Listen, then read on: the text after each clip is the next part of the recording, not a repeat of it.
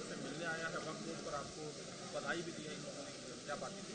देखिए, खुशी का बात है कि वक्फ अमेंडमेंट बिल पेश करने के बाद काफ़ी मुस्लिम समुदाय से मेरा मिलना हुआ और आज हमारे देश का, हिंदुस्तान का, ऑल इंडिया सूफी सजादा नसीन के जो हेड होते हैं काउंसिल के पूरे team under the leadership of Shri Syed Naseeruddin Chishti, chairman और successor of the present spiritual head of Ajmer दरगाह, और हिंदुस्तान के जितने भी यहाँ सजादा नसीन जितने भी हैं प्रमुख लोग आज मुझे मिले।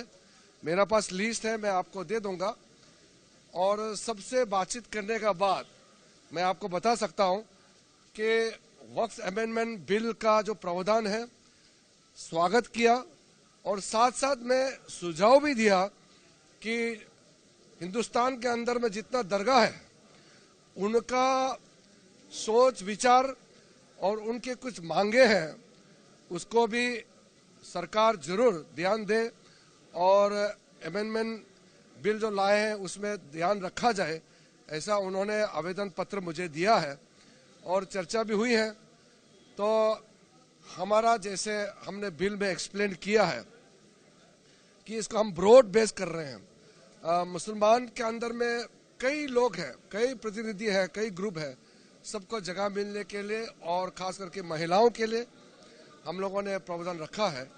तो जॉइंट पार्लियामेंट्री कमेटी गठन हो गया है, उसका घोषणा लोकसभा और राज्यसभा से भी हो गए हैं। अब हमसे मिलने के बाद जितने उन्होंने पॉइंट्स रखे हैं, मैंने उनको निवेदन किया है ये सारा पॉइंट्स जॉइंट पार्लियामेंट्री कमेटी में भी जरूर रखें।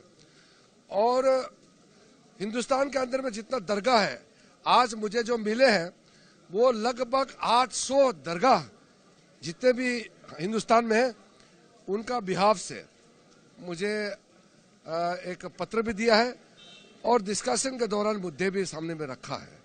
मैं उनको मेरे तरफ से मैं अभिनंदन करता हूं, धन्यवाद देता हूं दोनों, कि उनका सोच विचार के लिए भी और समर्थन के लिए भी बिल को समर्थन किया है, इसके लिए भी।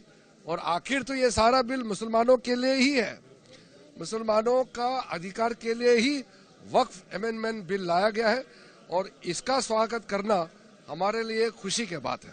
हर सुधार की आड़ में इन्होंने सिर्फ जो ध्रुवीकरण होता है, अपने ध्रुवीकरण के एजेंडा को फैलाया है। इन्होंने ध्रुवीकरण पहले तो धर्म के आधार पे किया, अब जातियों के आधार पे भी कर रहे हैं। जो ये बिल आया है ये मुसलमान विरोधी है, ये धर्म विरोधी है।